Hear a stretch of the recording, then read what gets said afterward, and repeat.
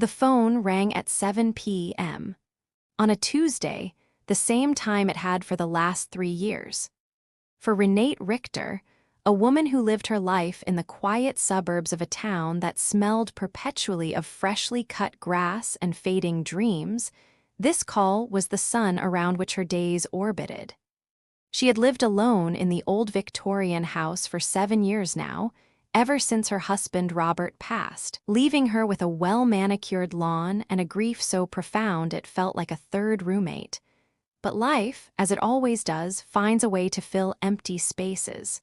For Renate, that space was filled by her son Max. At 28, Max was the living, breathing embodiment of her every hope and every fear. He was a good boy, she told herself. He just had bad luck.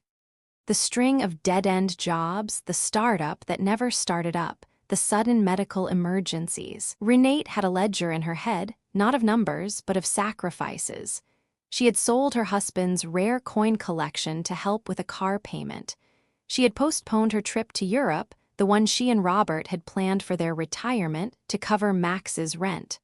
Her life was a series of little adjustments, each one a thread pulled from her own happiness and woven into the fabric of her son's comfort.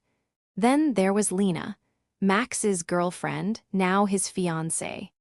At 27, Lena was a woman of sharp edges and a sweet smile she reserved only for when she needed something. Renate had a constant, nagging feeling that she was walking on eggshells around Lena, weighing every word, every gesture, every gift. She had learned to be the perfect mother-in-law, the obliging provider who never protested when they treated her like she was invisible. Her love had become a silent currency, and Lena was a master manipulator of the exchange rate. Renate had just finished watering her roses, their petals still wet and glistening in the fading light. The air was cool, carrying the scent of a summer evening. She picked up the phone. "Max, honey, what a surprise," she said, her voice a little too bright, a little too eager. "Hi, Mom, it's Lena." The voice on the other end was a honey-sweet veneer over a chilling core. "Oh, Lena, my dear, I was just about to call you. I have something so important to ask." Renate's heart was pounding. For weeks, she had planned every detail of the wedding she had been led to believe would be happening soon. She had even bought a dress, a pale pink number from her favorite boutique, thinking of how nice she would look in the photos, the ones that would be scattered across Max's mantle for years to come.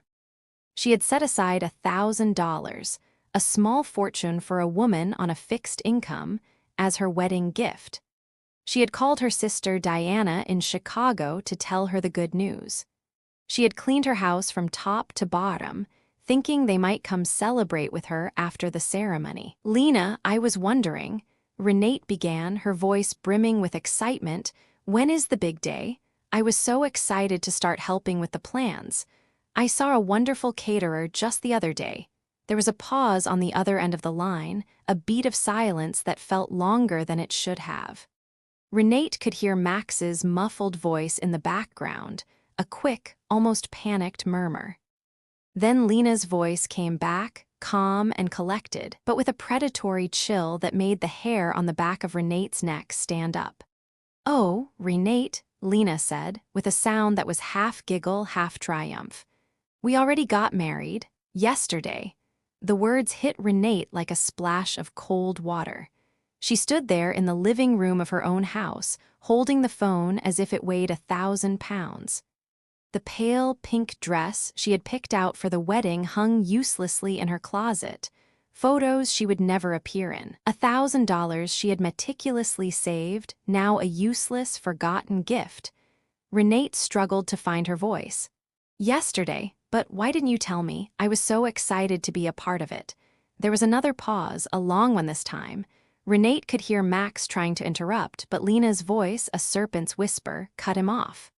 "Well," Lena said, her tone dripping with passive aggression, "we only invited special people." The words were a dagger to Renate's heart. Special people. It was a phrase so casually thrown out, yet it carried the weight of a decade of silent humiliations. Renate, who for 3 years had paid their rent, who had furnished their apartment, who had filled their refrigerator, was not a special person. She stood there, frozen, the world she had so carefully built around the illusion of a happy family crumbling in an instant. She looked at her garden, a metaphor for her life. She had watered the roses, pruned the bushes, and nurtured the soil, but she had forgotten to check for the weeds, the ones that had grown so tall and so intertwined that they had choked the life out of everything else. Max and Lena were those weeds. The call ended. Renate didn't even remember saying goodbye. She just stood there, her head spinning, the phrase "special people" echoing in her mind.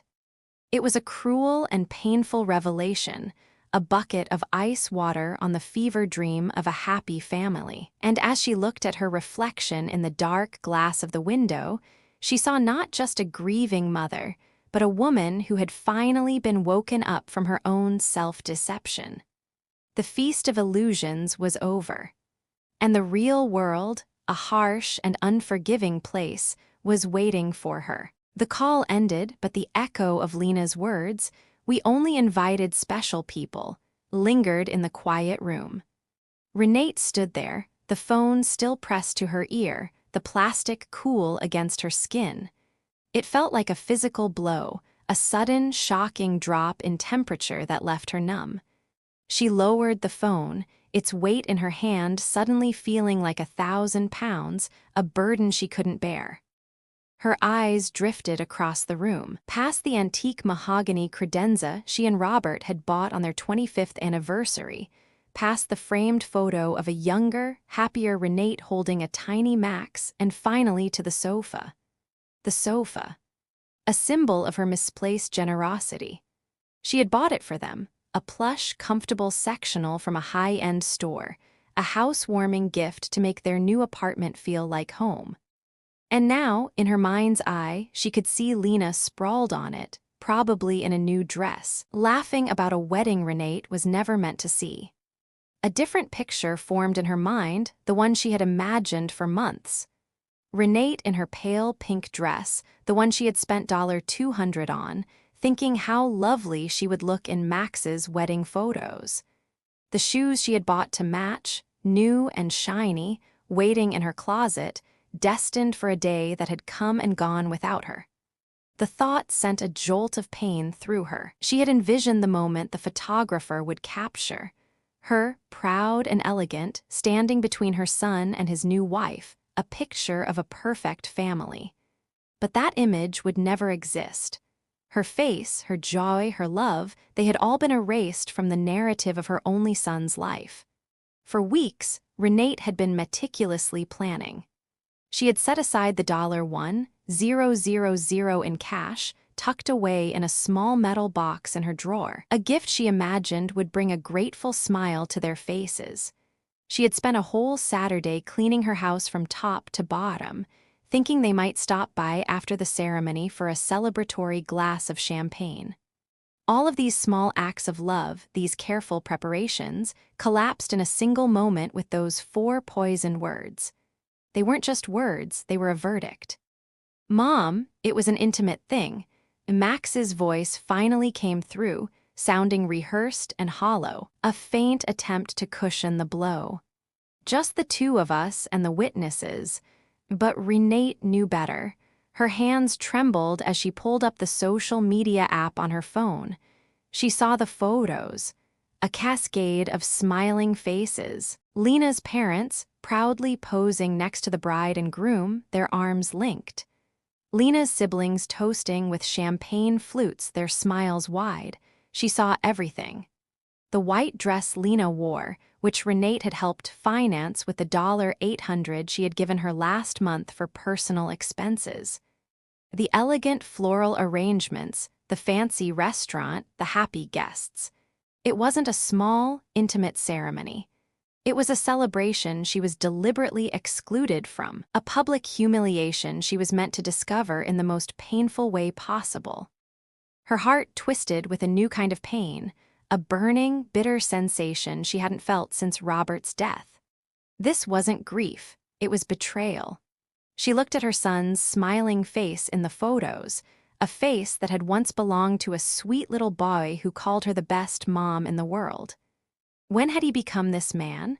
This stranger who looked her in the eye and lied, all while the woman he married, a woman Renate had financially propped up for years, made herself comfortable in their shared home. The full weight of the situation settled on her. For so many years, she had felt like a silent provider, a ghost in their lives whose only purpose was to provide money. She had walked on eggshells, weighing every word, every gift, every gesture, hoping to earn a crumb of affection from her own son. But that was the real illusion. There was no affection to be earned, only money to be given. And now she realized with devastating clarity that silent arrangement had been broken. Lena had made it clear. Renate wasn't even worth a seat at the table. Renate hung up the phone and walked to her living room. The room that was a testament to her giving, her love, her foolishness. The expensive furniture she had bought for them. The endless stream of checks she had written for their rent. The groceries she had delivered when they had nothing to eat. All of it a monument to a love that was not, and had never been, reciprocated. She sat down, not on a sofa, but on a hard wooden chair, and for the first time in her life, she felt not just alone, but completely and utterly used. A week passed, a blur of silent days and sleepless nights for Renate. She had spent the time in a daze, mechanically watering her roses and dusting the furniture, her mind replaying Lena's chilling words. The anger that had first ignited her had settled into a cold, hard resolve. She had gone to her checkbook and stared at it for a long time, her pen poised over the page before slowly, deliberately, putting it away. The check for their next month's rent remained unwritten. For the first time in 3 years, she didn't feel a tremor of guilt, only a quiet, unwavering certainty. The world seemed to spin on, oblivious to her inner turmoil. She watched her neighbors through the window, saw them mowing their lawns and playing with their dogs, their lives a picture of normalcy she no longer felt a part of. She felt like an alien in her own skin, a woman who had just realized she'd been living on a different planet than everyone else, a planet where love was a commodity and family was a business arrangement. Then, exactly 7 days after her humiliation, the phone rang. It was an unknown number. Her heart, which had been so placid, began to pound in her chest. She almost didn't answer. But a strange curiosity, a desire to hear what they would say, made her pick up. "Renate, thank God you answered." A voice said, no longer honey-sweet, but desperate, almost pleading. It was Lena, the confident woman who had so effortlessly excluded her from a wedding, a life, a family, was gone. In her place was a girl whose voice trembled slightly, as if her world were ending. "The rent is overdue. The landlord is pressuring us and says if we don't pay this week, he will kick us out. You forgot to make the transfer." The accusation was so audacious, so utterly shameless, that Renate was momentarily speechless. You forgot. As if it were a routine, an obligation, a simple chore she had neglected, not a deliberate, long overdue act of self-preservation. Renate was silent for a few seconds, letting the silence hang in the air between them. In that moment, her mind raced back through the years. All the times she had rushed to the bank to make a transfer for them. All the times she had canceled her own plans to make sure they had a roof over their heads. She thought of the little things, the countless small sacrifices that had added up to a mountain of her own well-being. The dinners she had skipped so she could buy them groceries, the new pair of shoes she had decided against so she could send them a few extra dollars. And now, after they had so cruelly excluded her from the most important moment of their lives, they had the audacity to call her as if nothing had happened. As if their world was the only one that mattered. "Lena," Renate said, her voice surprisingly calm, a stillness that even she didn't recognize. "Didn't I warn you that I only help special people?" The silence on the other end of the line was so deep, so absolute, that Renate could almost hear her own heart beating. For the first time in years, it was not she who was trembling, but Lena. Renate could hear her breathe in, a sharp gasp of shock. "Renate, I don't understand," Lena stammered, the practiced tenderness of her voice now filled with genuine fear. "We were always special to you. You're like a second mom to me." Lies, it was all a lie, a sweet-sounding, carefully constructed lie she had used 1,000 times. The same voice she had used to ask for money for her personal expenses that had paid for her wedding dress. The same voice she used to talk about the honeymoon and the rings that Renate had helped finance without knowing she would never see the ceremony where they were exchanged. For so many years, Renate had felt this constant, nagging feeling of walking on eggshells, weighing every word, every gesture, every gift, hoping to get a crumb of affection from her own son. She had been the perfect mother, the obliging mother-in-law, the silent provider who never protested when they treated her like she was invisible. But that phrase, "only special people," had awakened something in her that had been dormant for far too long. She had done the math in her head again and again. Rent, food, gifts, emergencies, whims. Over $20,000 in 3 years. Money she had taken from her retirement fund, from her savings, from the money her late husband had left so she could live her last years in peace. What was it all for? To be treated like a stranger on her own son's wedding day.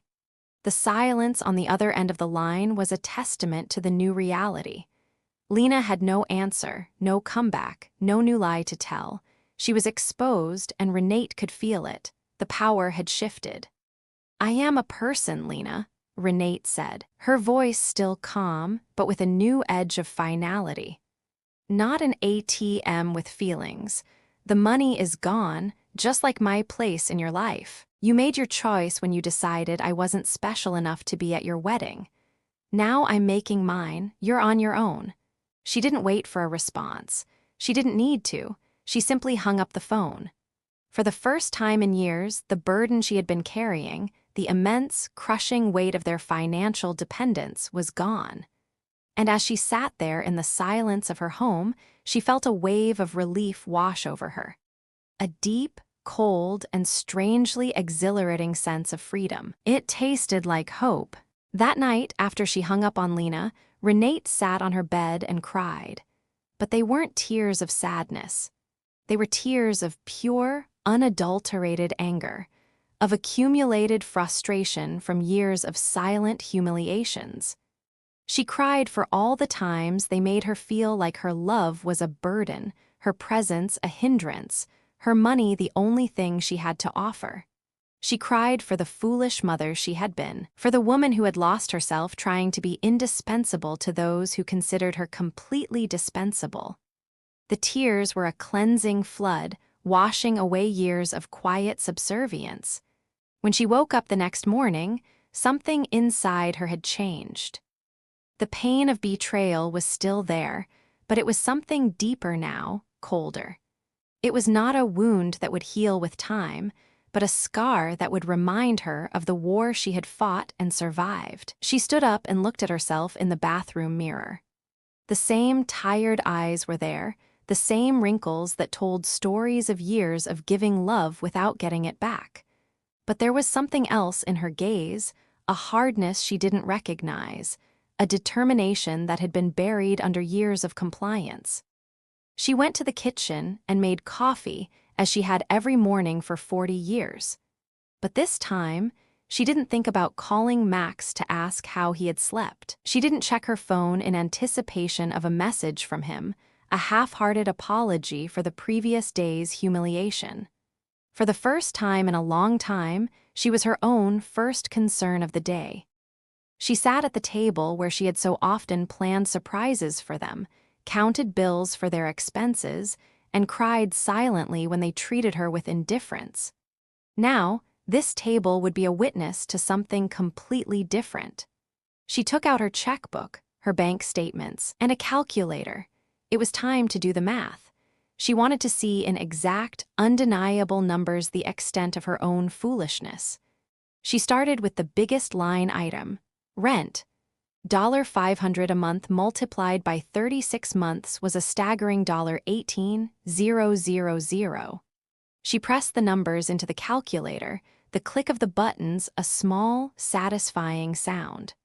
The next item was groceries and supplies, approximately $200 a month. Another $200 gone. Birthday gifts, Christmas gifts, anniversary gifts, at least $3,000. She added them up.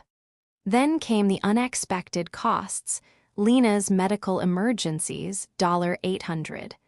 The car loan they never paid back, $500. The air conditioner repair in their apartment, $600.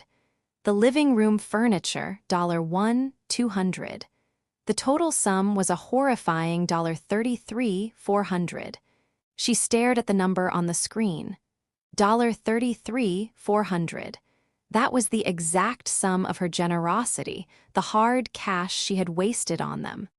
Money she had taken from her retirement fund, from her savings, from the inheritance her late husband had left so she could live her last years in peace. All that money, thrown out the window to keep two able-bodied adults comfortable who couldn't even pretend to respect her. The phone rang. The screen lit up with Max's name. Normally, her heart would have pounded as she ran to answer, hoping he would finally apologize and explain that everything had been a misunderstanding. But this time, she let it ring.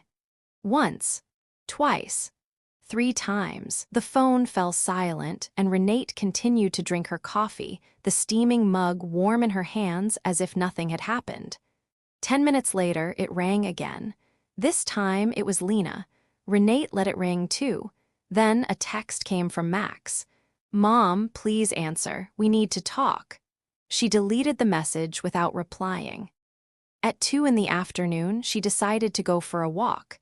She hadn't done that in months without a specific purpose, without an errand related to them. It was always the bank for transfers, the supermarket to buy something they needed, the pharmacy for Lena's medications. Today, she went for a walk just because she wanted to. She walked past the park where she had often taken Max as a child. She remembered that sweet boy who hugged her tight and said she was the best mom in the world. When had he become this man who treated her like a human ATM? When did she start confusing love with money? When did she start to believe she had to buy her own son's affection? Her steps led her, without conscious thought, to the bank.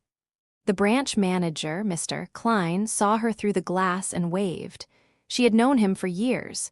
He had processed every one of her transfers to Max and Lena. He had watched her account drain month after month to fill theirs. She went inside and walked directly to his office. "Mr.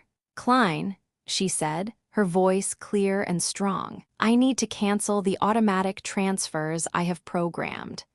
He looked at her, surprised. For 3 years, those transfers had been as regular as the sunrise. "Are you sure, Mrs. Richter? Did something happen?" His concern was genuine, more genuine than any interest Max had shown in her in recent months. "What happened is that I finally opened my eyes," she replied. "I want to cancel everything, and I also want information on how to protect my accounts. I don't want anyone else to have access to my money." While Mr. Klein processed the cancellations, her phone didn't stop ringing. Max, Lena, Max again. It was as if they had developed radar to detect when their source of income was in danger. She turned the phone off completely. "Mrs. Richter," Mr. Klein said as he handed her the papers. "I apologize for intruding, but in all these years, I have seen you be very generous with your family. I hope you are not being pressured to make these changes." His words touched her deeply. This man, who barely knew her beyond bank transactions, showed more genuine concern for her well-being than her own son. "I'm not being pressured, Mr. Klein," she said, looking him in the eye. "On the contrary, I have finally stopped pressuring myself." When she left the bank, she felt strangely light, as if she had left an enormous burden in that office. For the first time in years, her money was entirely hers.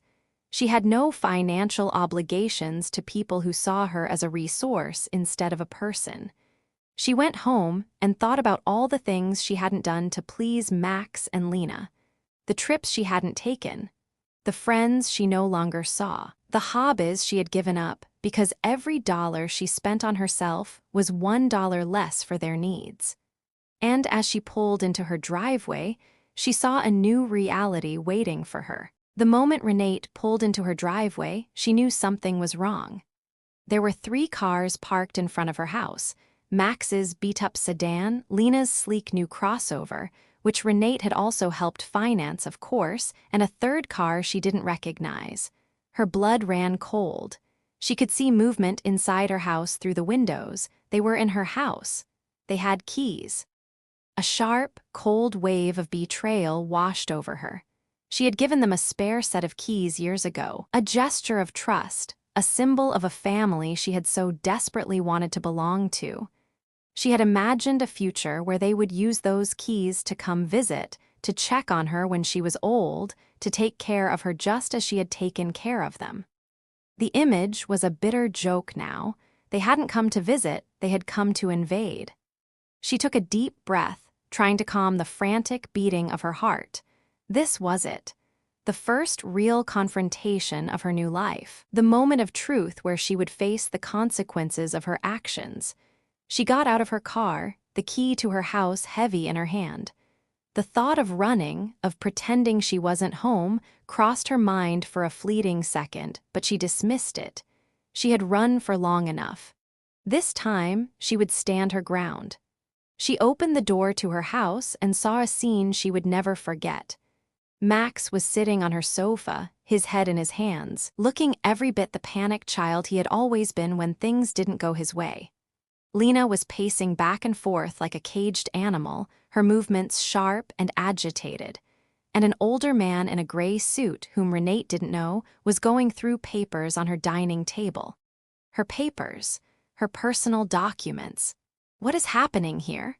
Renate's voice was louder and firmer than she expected. All 3 of them looked at her as if she were the intruder in her own home. Elena was the first to speak, her voice full of the desperate urgency Renate had heard on the phone just yesterday. "Renate, thank God you're here. We need to talk. Mr. Fisher is from the law firm we consulted about your situation." "My situation?" The question came out of Renate's mouth with a calm that surprised even herself.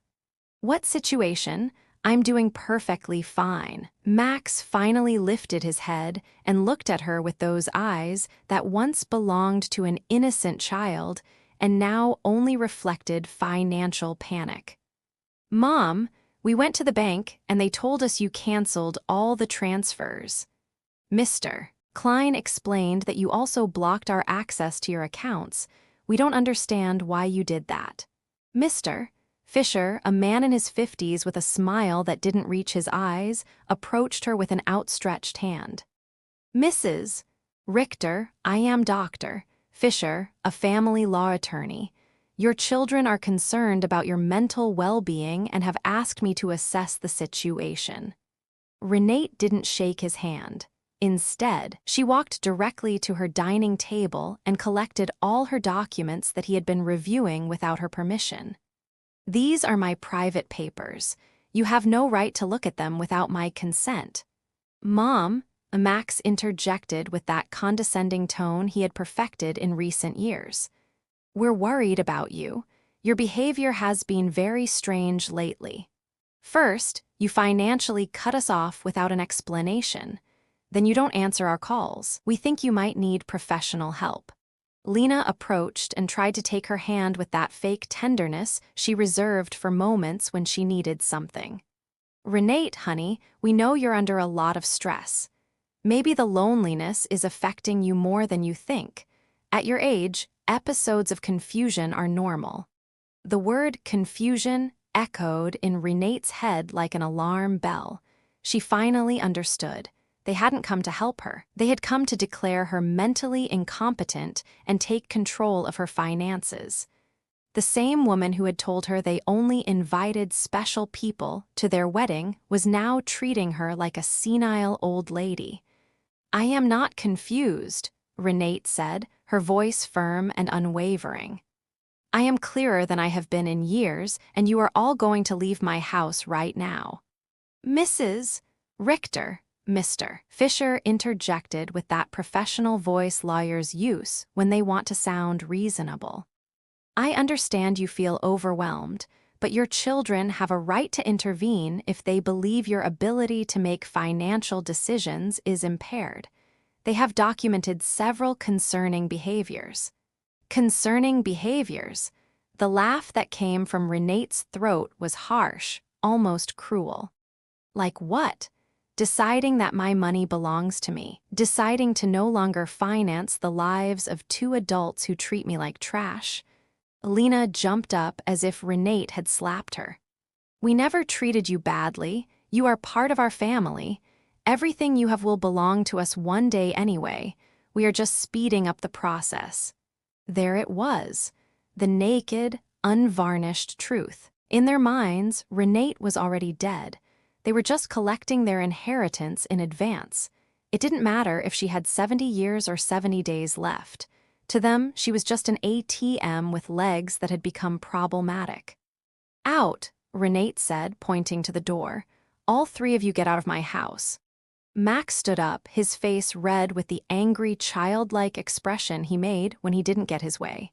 "Mom, we can't just leave. We have obligations. The rent, the car payments, the credit card you co-signed for. You can't just cut us off from one day to the next." "I can't." Renate's voice rose for the first time in the entire conversation.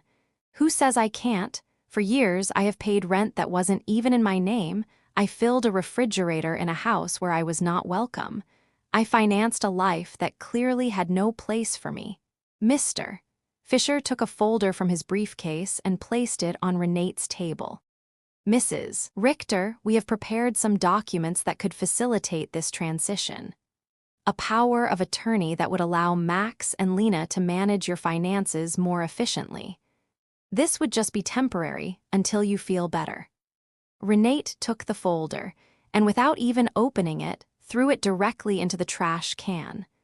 "The only transition that is going to happen here is yours to the front door," she thought, her hands trembling not from fear, but from a fierce, new strength. Lena started to cry. But they weren't tears of sadness, they were tears of frustration, of contained rage. "You can't do this to us, Renate. We were counting on you. We made plans based on your support. We bought things. We took on financial obligations because we knew we could count on you." "Obligations based on my money," Renate replied, her voice sharp and clear. "Not on my well-being, not on my happiness, not on my company. Just on my money. And now that I have decided my money is better used in my own life, I am suddenly a confused old woman who needs legal guardianship."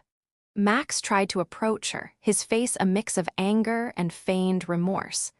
"Mom, we made mistakes," he said, his voice a calculated attempt at sounding repentant. "The wedding was a misunderstanding. Lena was nervous. I was under pressure. We can fix this if you just become reasonable again." Reasonable. The word tasted bitter in Renate's mouth. "Being reasonable means continuing to pay for your life while you treat me like a stranger. It means pretending it doesn't hurt to have been excluded from the most important day of my only son's life." Mr. Fisher packed his papers with the efficiency of someone who was used to having proposals rejected. "Mrs. Richter, this is not over. Your family has legal options. If you are indeed making irrational decisions due to mental health problems, a judge can determine that you need guardianship." His words were like a physical blow. Renate realized this was not just a manipulative family visit. It was a real legal threat. They wanted to declare her incompetent to manage her own affairs. "Mr. Fisher," Renate said, looking him directly in the eyes, "I suggest you do your research thoroughly before you threaten a 55-year-old woman who has managed her finances flawlessly for 30 years, who raised her son alone after the death of her husband, who ran a household and worked honorably until retirement, and who until last week financially supported two completely capable adults. Lena stopped crying and looked at Renate with a coldness that finally showed her true face. "This won't stay like this, Renate. We have rights and lawyers too." "Perfect," Renate replied. "Hire all the lawyers you want. With your own money, of course, because mine is no longer available to finance your legal tantrums." The three of them walked to the door with the wounded dignity of people who were not used to being told no. Before he went out, Max turned to Renate one last time. "Mom, this is going to end very badly for you. You're going to end up alone with no one to take care of you when you really need it." "Max," Renate said with a deep sadness, but also with crystalline clarity, "I am already alone. The difference is that now it's by my own choice, not by your neglect." As she closed the door behind them, she stood in her living room, surrounded by the most beautiful silence she had heard in years. It was the silence of freedom. That night, she couldn't sleep, but not out of sadness or regret. It was out of the pure adrenaline of having reclaimed control of her own life. She lay awake in bed, planning her next steps like a general preparing for a battle. If Max and Lena wanted a war, she would give them a war. But it would be a war she would fight with intelligence, not with emotion. At 6 in the morning, Renate was already dressed and ready to go. Her first stop was the office of attorney Daniel Weber, a man she had met years ago when she was handling her husband's will. Unlike Mr. Fisher, whom Max and Lena had brought, Mr. Weber had an impeccable reputation and specialized in protecting the rights of the elderly. "Mrs. Richter," he told her as she explained the situation. "What your children tried to do yesterday is more common than you think. It's called elder financial abuse, and it's a federal crime. The fact that they entered your house without permission and reviewed your private documents also constitutes a violation." His words both calmed and worried her. They calmed her because they confirmed she wasn't crazy, that what had happened was truly abusive. They worried her because she realized the situation was more serious than she had thought. "We have to document everything," Mr. Weber continued. "Every transfer, every gift, every time they pressured you for money. We will also change your will to protect your assets from future manipulation attempts." They spent 3 hours reviewing her financial records. Mr. Weber whistled when he saw the total sum, $33,400 in 3 years. "Mrs. Richter, with this money, you could have lived comfortably, traveled, and enjoyed your retirement. Instead, you completely financed the lives of 2 adults who didn't even respect you enough to invite you to their wedding." When Renate left Mr. Weber's office, she had a complete plan. First, she would change all the locks on her house. Second, she would install a security system with cameras to protect herself from future surprise visits. Third, she would open a new bank account at a different bank where they had no contact. And fourth, she would start living the life she had postponed for years. Her next stop was the hardware store. The owner, Mr. Summer, had known her for years because she was always buying things to fix Max and Lena's apartment. This time was different. "Mrs. Richter, what brings you here today? Another emergency with your son?" he asked with the familiarity of a person who had silently witnessed her wasted generosity. "No, Mr. Summer, this time it's for my own house. I need to change all the locks and I want them to be of the best quality." He looked at her, surprised, but asked no questions. While she was choosing the locks, his son Ethan, who installed security systems, came by. It was Providence in action. "Ethan," she told him, "I also need to install surveillance cameras, the complete system. The price is not an issue." While they were preparing everything for the installation the next day, Renate received a call from an unknown number. It was Lena calling from someone else's phone because Renate had blocked her number after the previous day's confrontation. Renate, it's Lena. Please don't hang up. We need to talk like civilized adults. Speak, Renate said dryly. Listen, I understand you're upset about the wedding.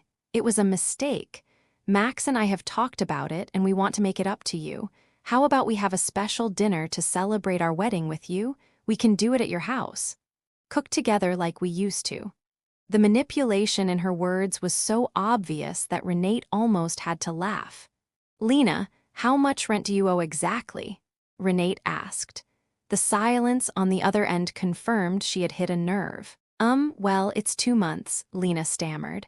$1,000 total. But I'm not just calling for that, Renate. We really miss you in our lives. Do you miss me or my money?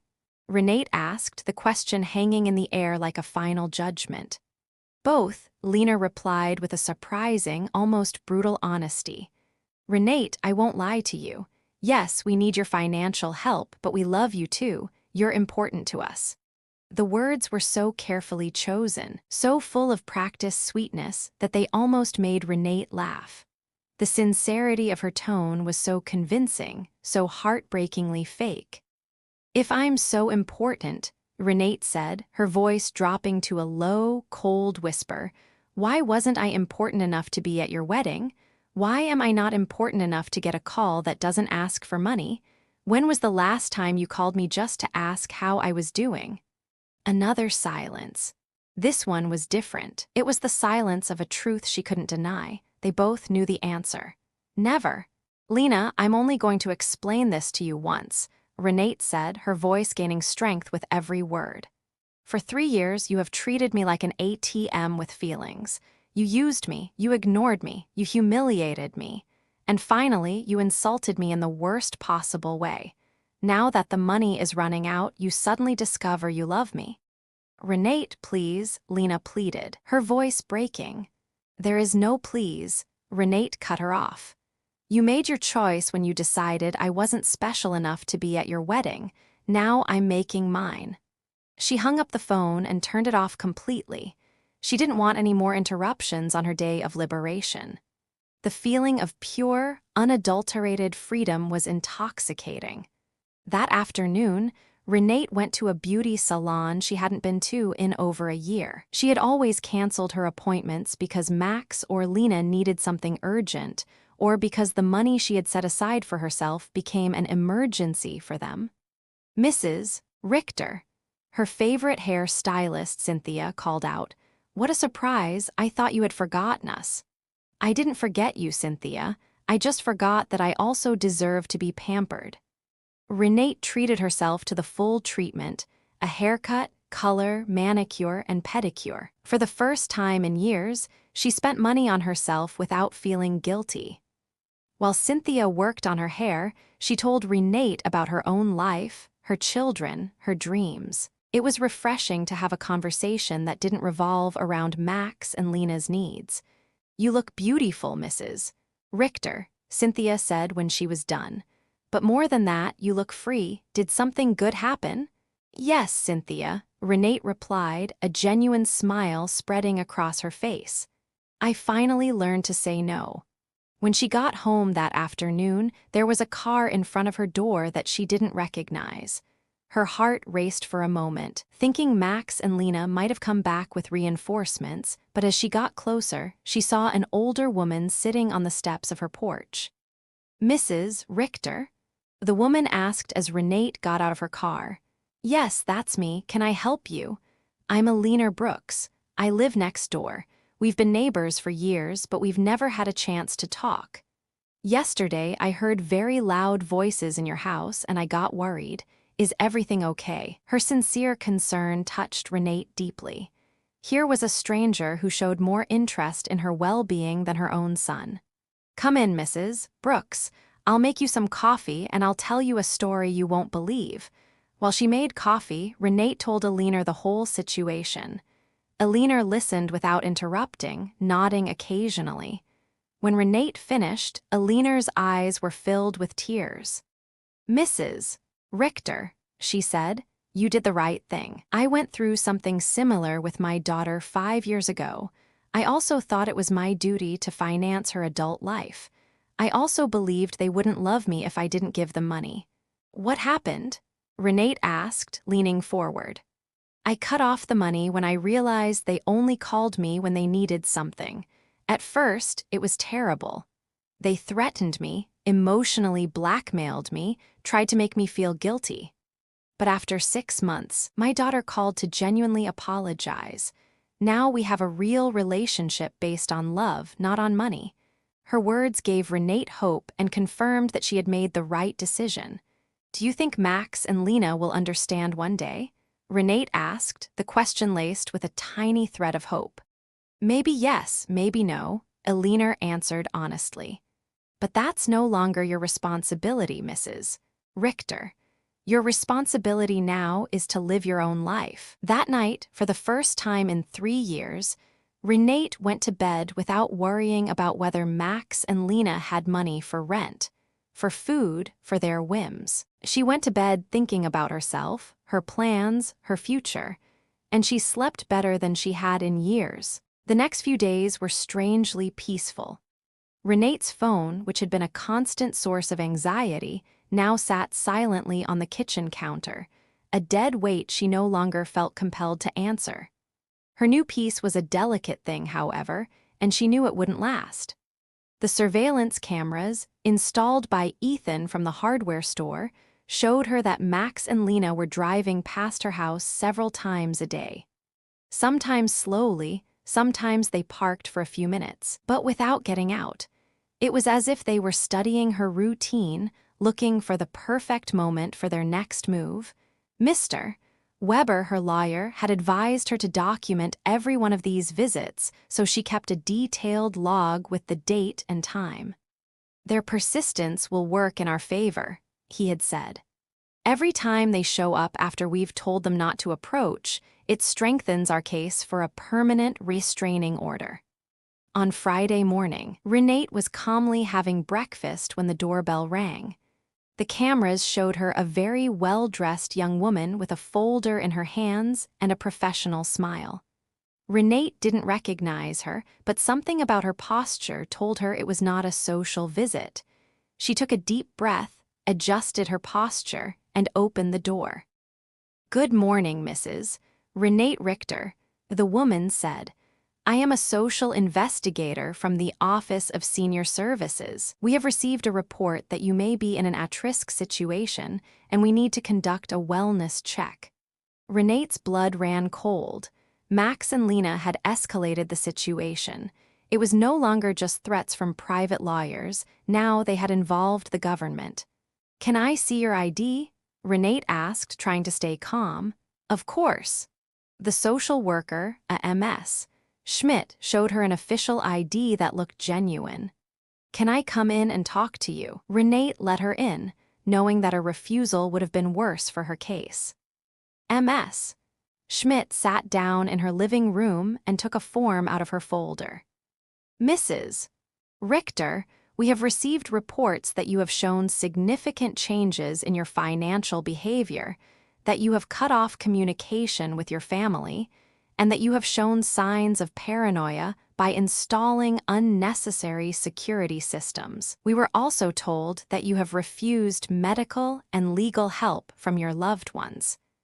Every word had been carefully chosen to make Renate sound like a mentally disturbed old woman.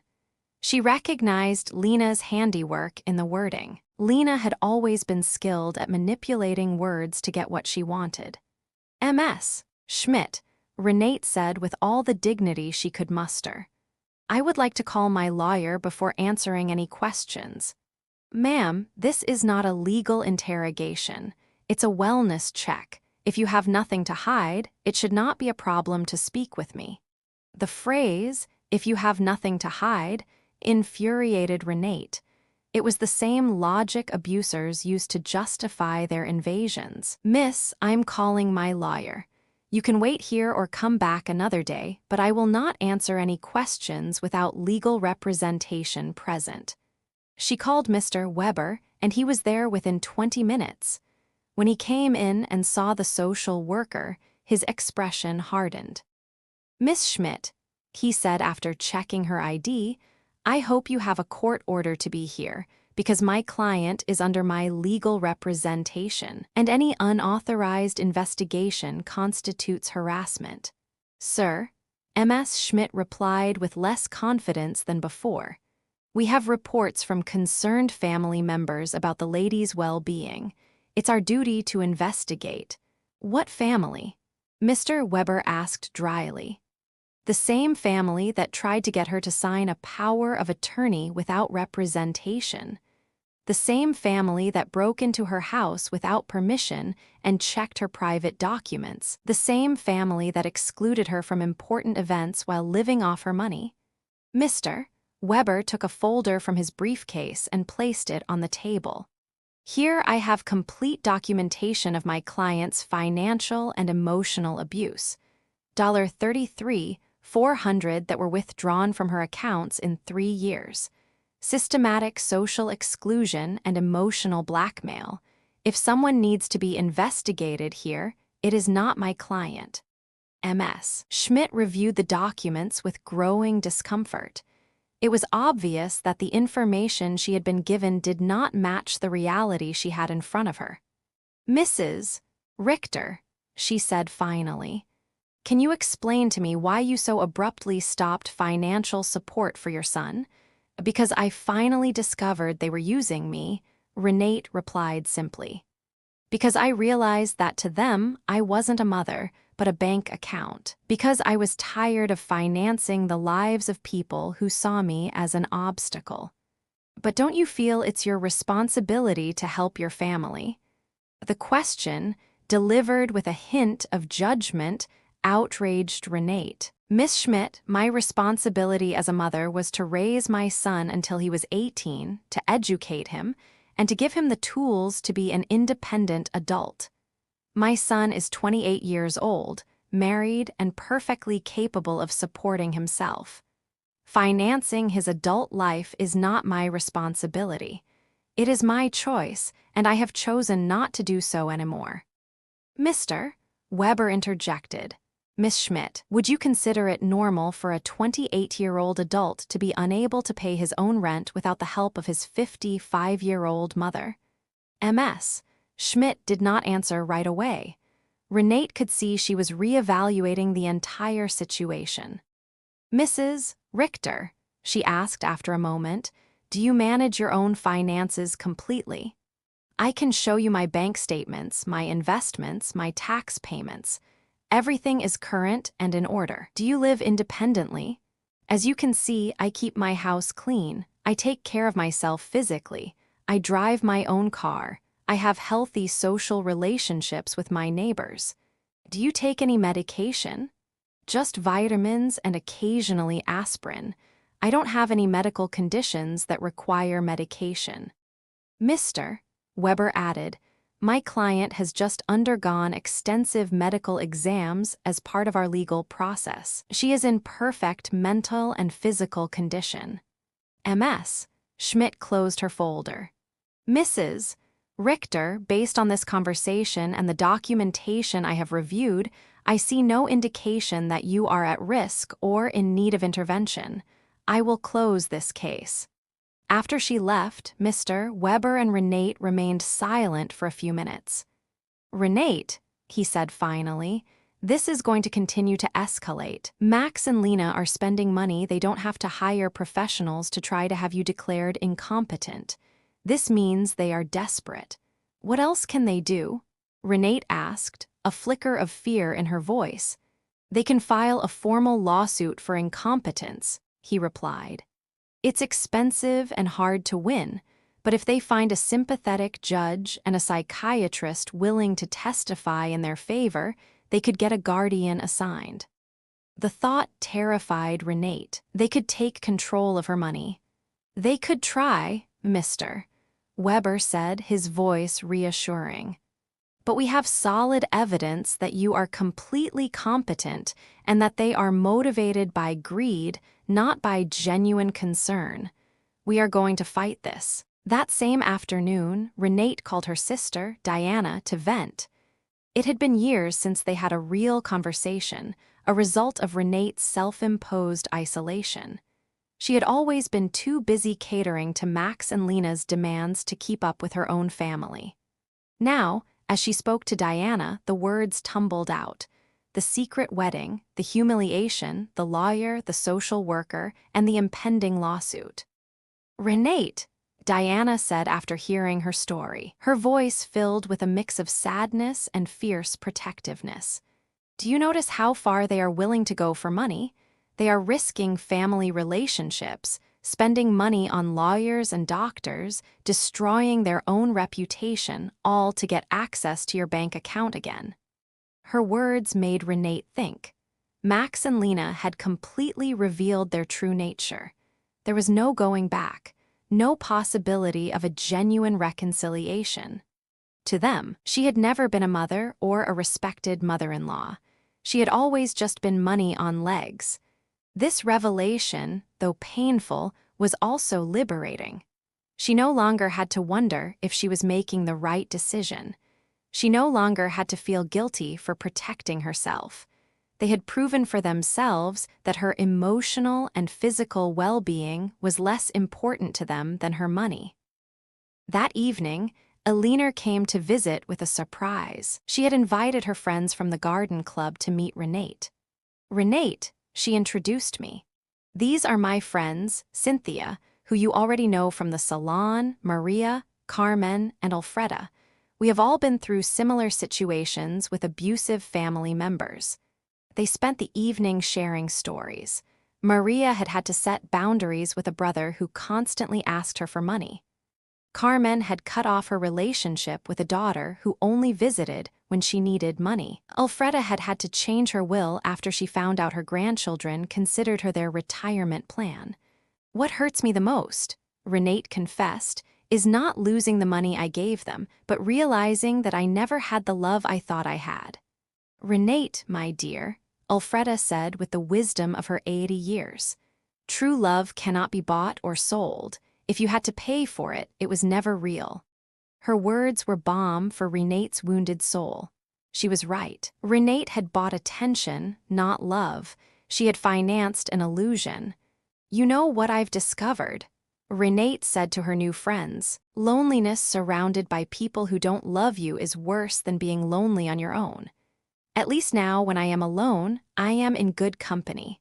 Everyone laughed, and they toasted to their newfound wisdom. That night, after her new friends had left, Renate sat in her garden thinking. The stars shone brighter than ever, or perhaps she was seeing them with clearer eyes. For the first time in her adult life, she was completely alone financially. She had no dependents, no financial obligations to anyone but herself. And instead of scaring her, this reality excited her. She could travel when she wanted. She could remodel her house. She could buy herself nice clothes. She could donate to charities that were important to her. She could invest in her own future instead of financing the present of ungrateful people. Freedom tasted like hope, and for the first time in years, she wanted to plan her future. A month later, Renate thought she had finally won the war. She had settled into a beautiful routine. She calmly had breakfast and read the newspaper. She tended to her garden and had lunch with Elena or one of her new friends. In the afternoons, she devoted herself to activities she had given up for years. She had started painting again, something she was passionate about before she became Max and Lena's personal financier. But on a Thursday morning, while she was painting flowers on her new easel, Mr. Weber came to her house with a grim expression that made her blood run cold. "Renate, we need to talk. Max and Lena have filed a formal lawsuit for mental incompetence in family court. They are requesting to have a legal guardian assigned to you." The words fell on her like stones. She knew it was a possibility, but hearing it out loud made it terrifyingly real. "Does that mean they can take control of my money?" "If a judge determines that you are unable to manage your affairs, yes. He could place Max as your legal guardian, which would give him full control over your finances." Renate sat down heavily on her sofa, feeling the weight of the deepest betrayal she had experienced in her life. Her own son was trying to legally declare her incompetent to steal her money. Mr. Weber, what evidence could they have? You yourself have seen that I am completely competent.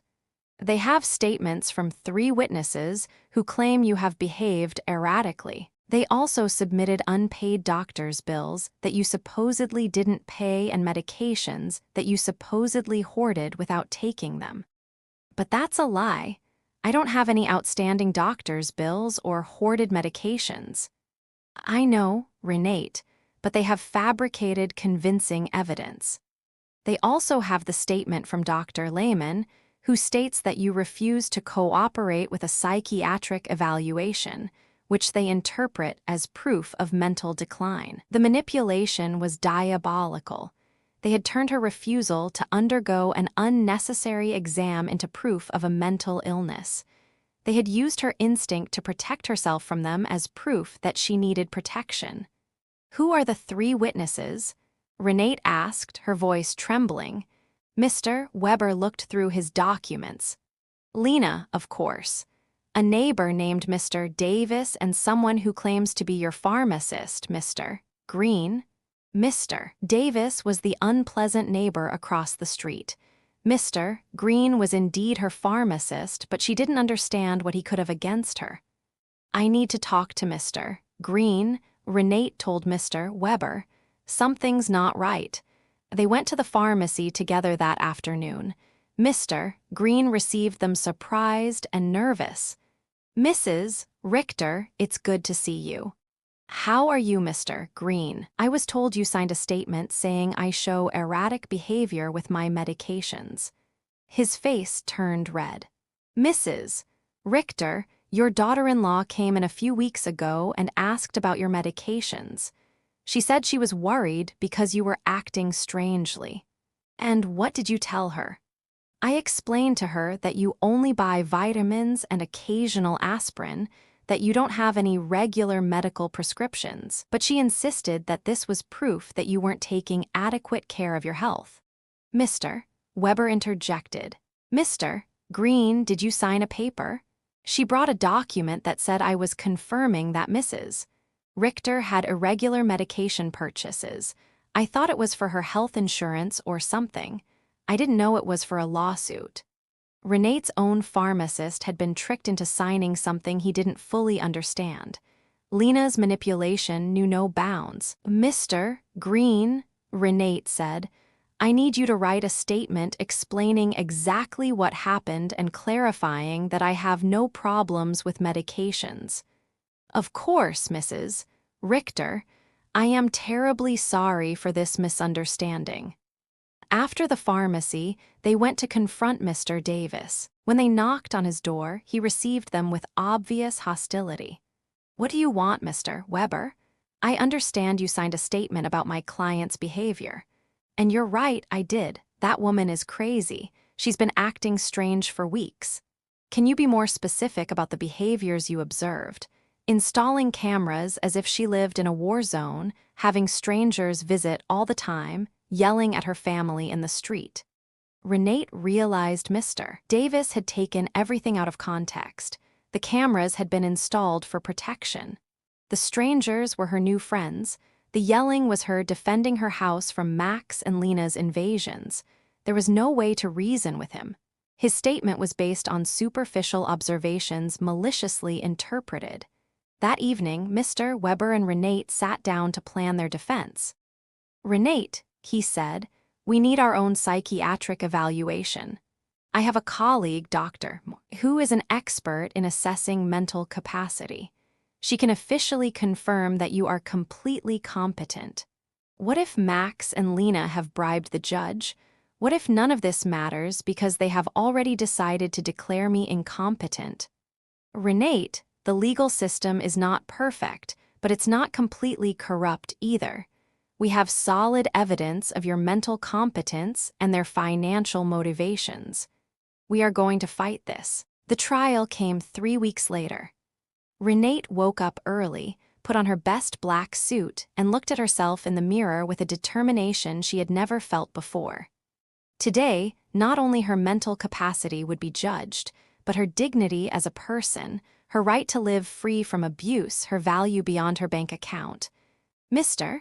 Weber came at 7 in the morning to go over their strategy one last time. Renate, remember, the burden of proof is on them. They have to prove that you are incompetent. We just have to show that you are not. What if the judge is already biased? Judge Miller has a reputation for being fair.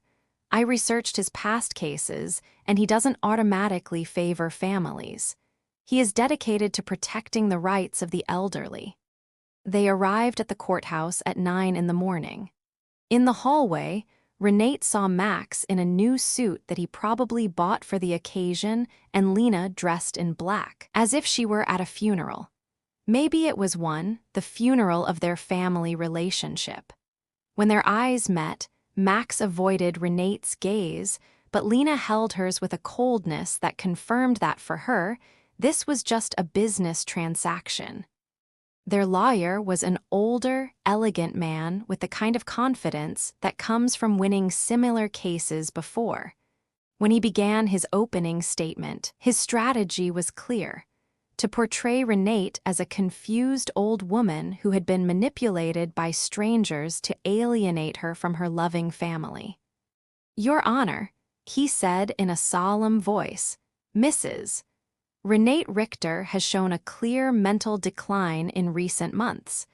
She has cut off all financial support for her family without a rational explanation. She has installed unnecessary security systems due to paranoia and has isolated herself from her loved ones under the influence of neighbors and lawyers who are obviously taking advantage of her vulnerable situation."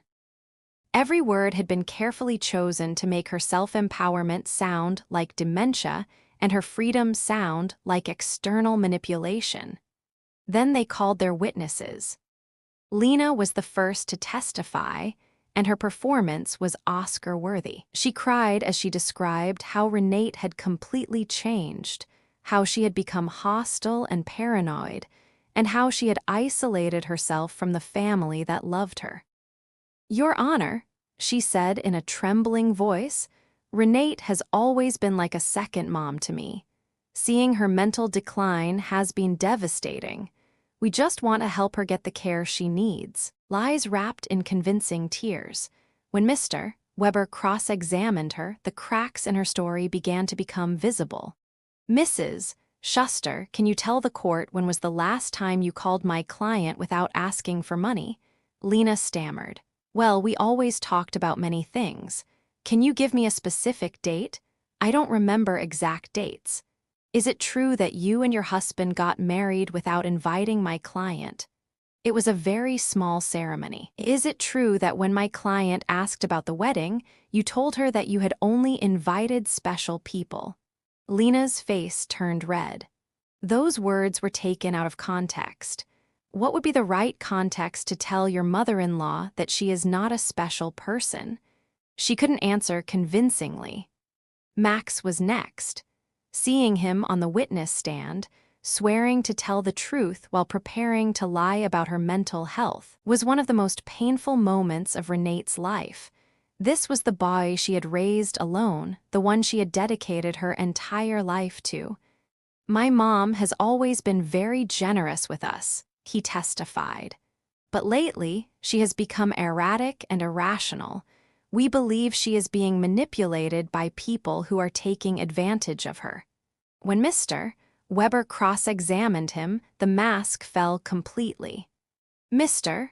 Richter, how much money have you received from your mother in the last 3 years?" "I don't know the exact amount. Does $33,400 sound about right?" "Maybe. She's always been generous." "And how many times have you visited your mother without asking her for money?" The silence was deafening. "Is it true that you and your wife broke into my client's house without permission and checked her private documents?" "We were worried about her." "Is it true that you brought a lawyer to pressure her into signing a power of attorney?" "We wanted to help her manage her finances." "Do you, at 28 years old, need the help of your 55-year-old mother to pay your rent?" Max couldn't answer with dignity.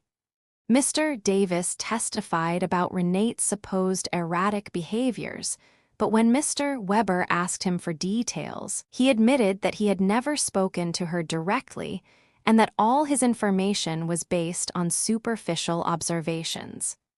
Dr. Lehman testified that her refusal to undergo an evaluation was proof of mental decline. But Mr. Weber submitted the documentation of their evaluation with Dr. Moore, which completely refuted his conclusions. Then it was their turn. Mr. Weber first called Mr. Green, her pharmacist, who explained how he had been tricked into signing a statement that distorted her medication buying habits. Dr. Moore testified about Renate's excellent mental state and presented the results of the cognitive tests, which had been flawless. Mr. Summer from the hardware store testified about her mental competence and explained that her decisions to cancel automatic transfers were completely rational and had been processed correctly.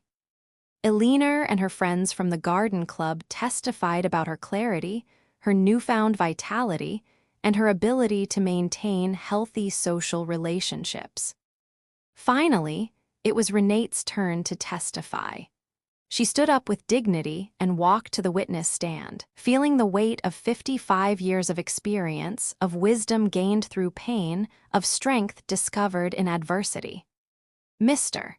Weber guided her through her testimony, letting her tell her whole story. The $33,400 spent in 3 years, the humiliation of being excluded from the wedding, the constant emotional manipulation, the violation of her privacy, the legal threats. Mrs. Richter, Mr. Weber finally asked, "Why did you decide to stop financial support for your son and daughter-in-law?" "Because I finally understood that what I was getting from them was not love," Renate replied in a clear, loud voice. "It was a commercial transaction disguised as a family relationship. My money was welcome, but I as a person was not. Do you regret your decision?" "I only regret that it took me so long to make it." Max's lawyer tried to make her appear confused during his cross-examination, but she answered every one of his questions with clarity and precision. When he tried to imply that her new friendships had manipulated her, she explained that for the first time in years, she had relationships based on mutual respect and not on financial interest. In his closing argument, Max's lawyer insisted that she was a victim of external manipulation. Mr. Weber's rebuttal was devastating. "Your Honor, what we have seen here is not the case of an incompetent old woman, but that of a woman who has finally found the strength to free herself from years of financial and emotional abuse. The plaintiffs have presented no real medical evidence of mental incompetence. What they have presented is frustration because their source of income has decided to exercise her legal and moral right to protect her own resources." Judge Miller retired to deliberate for 2 hours that felt like 2 years. When he came back, his expression was serious but clear. After reviewing all the evidence presented, he began, "It is obvious to this court that Mrs. Renate Richter is in full possession of her mental faculties. Professional psychiatric evaluations confirm her cognitive competence. Her financial decisions, as painful as they may be for her family, are completely rational and within her rights." Her heart began to beat faster. Furthermore, the judge continued, "The evidence suggests that this lawsuit is motivated by financial interest rather than by genuine concern for Mrs. Richter's well-being. The court completely denies the request for guardianship." Renate had won. Renate had won. She had not only won the lawsuit, but also her freedom, her dignity, and her right to live free from the abuse of those who supposedly loved her. When they left the courthouse, she saw Max and Lena talking angrily with their lawyer. Lena gave her a look of pure hatred before she walked away. Max looked at her one last time, and for a second, Renate saw something that could have been regret, but it was already too late. That night, Elena organized a celebration at Renate's house with all her new friends. They toasted to justice, to freedom, and to the sisterhood of strong women who support each other. Renate, Alfreda told her, "Today you didn't just win a trial, you won back your life." She was right. For the first time in years, the future was completely hers. She could travel, she could love, she could create. She could live without fear, without guilt, without manipulation. 3 months later, Renate sold her house and moved to a beautiful apartment near the city center. She donated a significant portion of her money to organizations that protect the elderly from family abuse. With the other half, she began to live the life she had always wanted. She traveled through Europe, took art classes, and joined volunteer groups. She never heard from Max and Lena again. She heard from others that they had to move to a smaller apartment and that Lena had found a job for the first time in years. Perhaps the adversity would teach them what her generosity never could, the value of honest work and independence. Some nights, when she looked at the stars from her new balcony, she thought about the woman she was a year ago, fearful, manipulated, and believing she had to buy love. That woman was dead. And in her place, someone had been born who had understood a fundamental truth. True love never has a price, and freedom is never too expensive. My name is Renate. I am 56 years old, and I have finally learned that the most important person I have to love and protect is myself. Thank you to everyone who followed my story. I wish you all good health and a happy family.